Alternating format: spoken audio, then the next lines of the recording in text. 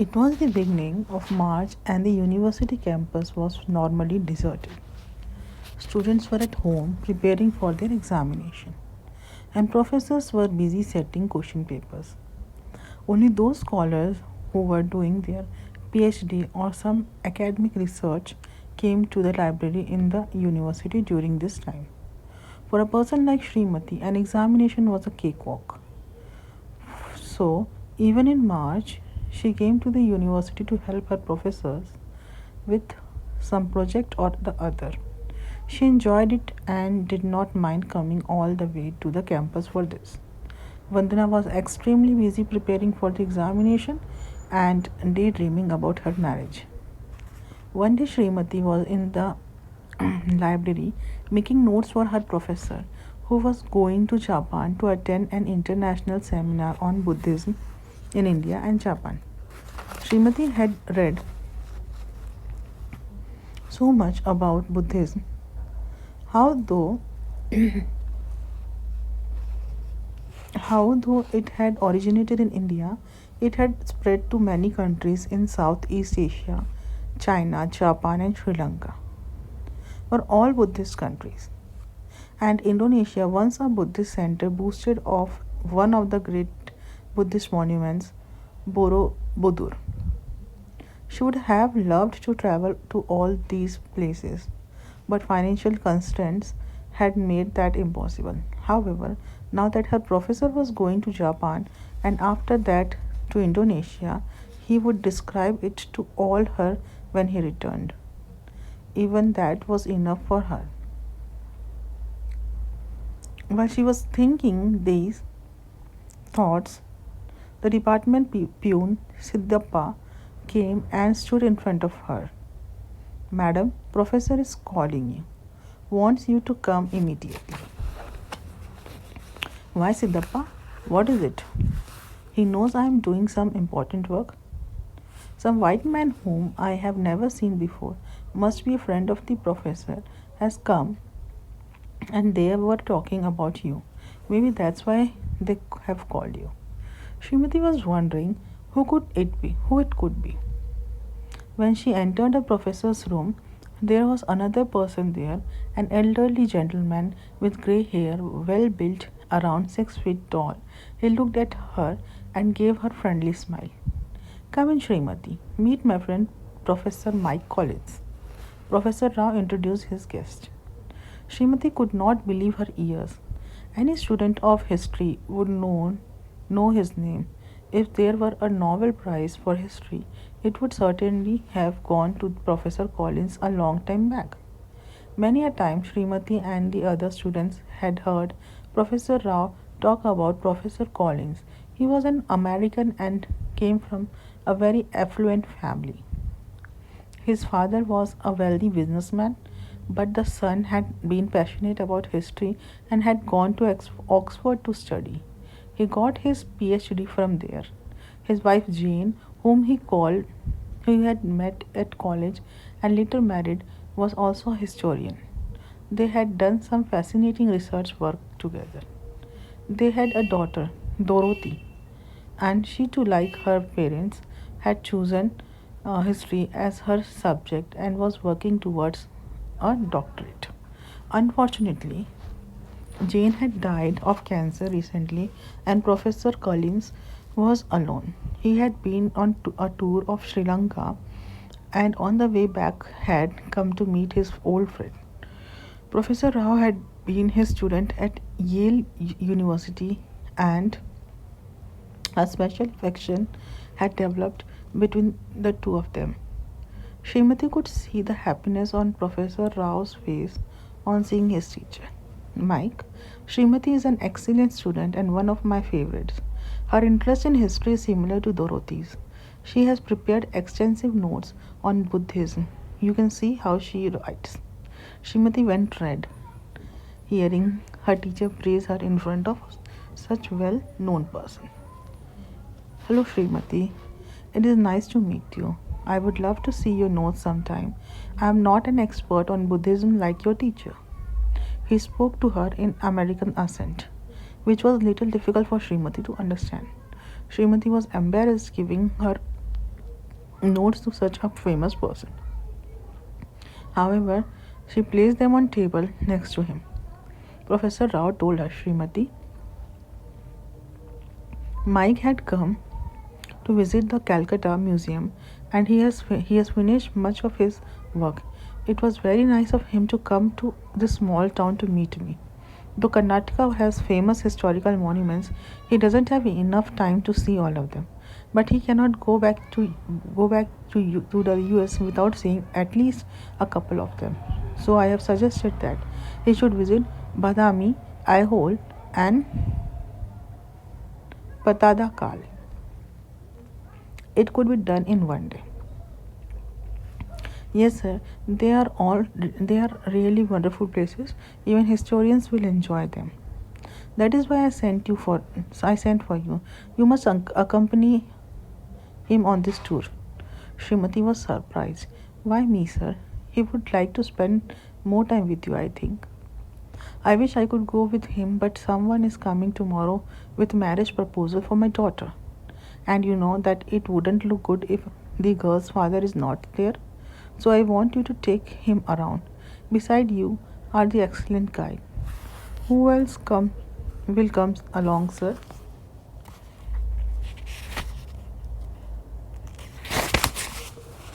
My son, Shashi, will accompany you. Mike doesn't stand on formalities. After all, it is a one day trip. My driver will also be with you people. While the conversation was still going on between Srimati and Professor Rao, Professor Collins was going through Srimati's notes. She had described beautifully the differences between Vihara and Chaitya, the origin of Jataka tales, and the decline of Buddhism. After Srimati had been given instructions for the trip, she left. Professor Collins turned to Professor Rao and said, her ideas are very clear and logical. She is probably better than Dorothy. No wonder you said she was an excellent student. Professor Rao beamed with pride. The next day, Shashi, Srimati, and Professor Collins left at the break of dawn. As Professor Collins was scared of drinking water in India and he found it difficult to eat the spicy food at various eating joints, they carried bottled water, fruit, and some bread and jam for him. But regular lunch was packed for Shashi and Srimati. The staple food of North Karnataka is jowar roti. Another favorite is avalaki, a dish made with beaten rice. There is a saying that if you go to North Karnataka and don't eat avalaki, then you have missed something in life. People there are very fond of sweets too. It was the beginning of March and the sun was not harsh yet. The road was fairly free of traffic, so the morning journey was pleasant. Srimati, my friend said that you are an excellent guide, but you don't seem to speak at all. Why don't you tell me the history of this place? Said Professor Collins with a smile. Sir, how can I guide someone like you? Come on, Srimati, don't call me sir. Call me Mike. In America, we address everyone by their first name. But sir, you are older to me in age, and more so in knowledge.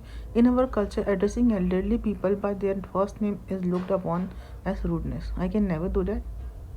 All right then, call me whatever you please. Moreover, what's in the name? Now tell me about the place we are visiting today.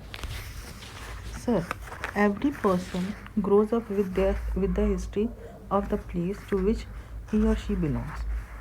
Whenever I used to come here as a little girl, my mother would explain to me its importance. She used to tell me that many wars were fought here and many kings had ruled the place. The stone the stone monuments are silent witnesses to many monumentous events. At that time, I used to feel happy that my ancestors were a part of the battles and a part of the kingdom too. I still feel that I belong to this area. The events might have taken place 12 centuries back, but when I closed my eyes, I could visualize many things. It made me very emotional. Later, when I grew up, I became passionate about history and started detaching it from the emotional point of view and became more aware of the facts. That's right, Srimati. It's truly a historian's view. However unpleasant it may be, one should never give up the critical attitude. Where the heart rules, there the mind grows dull. Sir, sorry, I didn't answer your basic question. This area was ruled by the mighty dynasty, and the place now called Badami was known as Vatapi. The Chalukyas ruled in the 8th century, and at that time this area was very prosperous. There are many stories regarding the origin of this dynasty. The founder's name was Pulakeshi, and they say he was nurtured on tiger's milk on the top of the hill. From that, I conclude that he was a very brave man. The greatest ruler of Chalukya dynasty was Pulakeshi too. He defeated Harshvardhana, a powerful king of the north of the banks of the river Narmada. Shashi, a science student, had been reluctant to come on this historical tour. He would have preferred to spend the day in Dharwad watching the latest movie. He was bored and kept looking at his watch. They reached Badami, a sleepy little hamlet. It was no longer like Vatapi, the capital of glorious Chalukya empire of the past. They parked the car at the bottom of the hills and went up to see the caves. There are three huge granite hills in the middle of the town. The cave temples are carved out of the hills. Probably this is one of the places where the concept of cave temples originated. There are Jain and Hindu cave temples. The steps carved in the hill led to all the temples. When seen from top, Badami looks like a village that will never ever wake up, shriveled in its poverty, having forgotten forever its glorious past. Srimati explained. Sir, when you look at the caves, you can see the pillars, and one assumes that the pillars take the weight of the temple. But in reality, that is not true. The pillars are all false pillars. This concept was later copied in many cave temples. You can see Lord Ganpati, the famous deity with human body and elephant head. He is known as Vatapi Ganpati. Professor Collins was observing everything keenly. Srimati continued. In the olden days, the ceilings of these caves were covered with beautiful paintings, but now they have disappeared due to the lack of protection and ignorance. Srimati, tell me more about paintings. Shashi realized that if the conversation went on this way, they wouldn't reach Dharwad before midnight. He could not understand why they were talking so much about some invisible paintings. He decided to go sit in the canteen and read a magazine, saying he would be back in a minute. He slipped away. Srimati and Professor Collins did not notice his absence. Sir, the technique of this type of painting was unique. It must have been difficult to paint in these caves without proper ventilation and light. The artist really had to struggle to reach the ceiling and point on it. They used natural vegetable colors, powdered colored stones, molasses, lime, and other material from nature. They would first prepare the surface of the wall using the mixture of earth, powdered stone, some husk like material, molasses, and cow dung. They would happen they would then apply a coat of lime on it. After it dried, they would use the color and finally polish it smooth. The painting of Ajanta caves used the same technique. Among them, the coat of Parmeshwara Pulakeshi, the Dark Princess, and many other paintings remain as beautiful after all these centuries. Srimati pointed out the sculptures of the 18 handed dancing Shiva, the caves of Mangalesha, and numerous yaksha, yakshinis, the sleeping Vishnu, and many more artistic depictions. Before they knew it, lunchtime had long gone by. The sun was little hotter, but the enthusiasm of these two people was not dampened by the temperature of the time. In spite of his age and the hectic morning, Professor Collins' spirits were as high as teenagers. They had late lunch and headed for Aihole and Patadakal. Badami, Aihole, and Patadakal are known as the Golden Triangle of North Karnataka. They are also World Heritage Sites. The word Patadakalu means a place where kings were crowned. These areas are known as the cradle of temples because different types of temple architecture were tried here. Even now, you can see the Nagara, Dravida, and Chalukya style of temples in one place. Pana, Papnatha, Durga, and Latsap temple are example of it. They continued with their sightseeing until it became dark. By the time they returned, Srimati had overcome her shyness and was able to speak to Professor Collins without any hesitation. Sir, you must see the temple of Kailash Natha at Ellora. It is as beautiful as Taj Mahal. Historians believe that to build such temple, the Rashtrakutas would have probably spent a lot more money than to fight a war. The fact that this lovely monument was carved out of single rock from the top downwards makes it even more amazing. Sir, another thing one must not miss is the statue of the enigmatically smiling Bahubali at Shravana Belagola. Shravana Belagola. That too is carved out of single boulder. And then there are temples of Belur and Halebedu with which the art of sculpture reached its pinnacle. You need at least 6 months to see my country properly. You should visit us again to comprehend the excellence of my country. My country has achieved in the creation of beauty in the art and architect. When they finally reached Hubli, it was 10 at night. While Srimati and Collins were tired but extremely happy, they had upset all of Shashi's plans. The next day, Professor Collins was to leave, and Srimati came to see him off at Professor Rao's house. Sir, I have bought a small gift for you.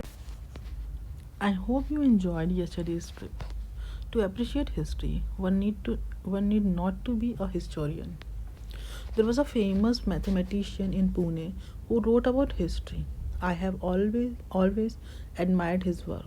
His name is Damodar Dharmpal Kosambi. I hope you will like the book. Srimati presented a copy of an introduction to study of history. Srimati, students like you who are passionate about history must do research. If you wish, I can get you a scholarship at our university. You could either study archaeology or Asian history. You have no idea of the American system of education. It is heaven for students. You will find many facilities and excellent libraries. Students like you can do well in that kind of atmosphere. Srimati was pleasantly surprised by this offer and shyly bowed her head. Sir, thank you very much for your generous offer. It is very kind of you to make such offer. But sir, though I would like to come, I cannot accept it now. I am getting married this year. Congratulations. May I ask you personal question? Who is a lucky man? His schoolmate of mine, Shrikant Deshpande. I don't want to intrude in your personal life, but don't you feel that if you don't pursue your love of history, you will get frustrated and bored. Sir, I do love history, but I love Shrikant as well. I can always continue my studies later. I believe that it is not necessary to have a doctorate to gain knowledge. For me, degrees do not matter. Very well. Then, Srimati, all the best for your future. I will send you photographs of our trip. Goodbye and good luck. Professor Mike Collins left Hubli, thinking about her. Research was not merely studying, it demanded many sacrifices and hard work. Would that be possible amidst, amidst the hundred responsibility of family life? That too in India. He suddenly thought of his wife Jean. How had she been able to continue with her research though she was married to him? Perhaps because they never had any financial constraints. Moreover, they were co travelers on the same road, passionate about the same subject. Dorothy was their only child. She too followed her parents' footsteps, but disagreed with their views on marriage and family. She was living with her boyfriend Tony, who was her colleague. Although her mother had wanted them to get married, Dorothy had said a firm no. Her argument was that why would we need to get married? Who says that the ultimate aim of a woman should be marriage? If marriage is only for togetherness, then aren't we together now? As soon as you get married, expectations rise and it may or may not be possible to meet all the demands. It could result in a divorce. I am happier this way. Of course, it did not mean that she had no respect or love for her parents, only her values were different. Professor Collins felt that Srimati had the potential to be an excellent research scholar, but she was so different from Dorothy. She was ready to sacrifice everything for marriage. Come to think of it, Srimati was better student than Dorothy. Professor Collins realized suddenly. From a very young age, Dorothy had the advantage of better environment and excellent training. She had toured the world with her parents and interacted with the best scholars in the subject, whereas Srimati, who certainly possessed a sharper intellect, had never had such advantages. At this time, she was not aware of what she was getting into, but as the years passed and the attraction between husband and wife waned, and the demands of marriage increases, she would realize that she had given up was immense. Professor Collins was convinced that Srimati should not give up her studies, but then he thought it was her decision and her life. Perhaps what she was doing was normal in India.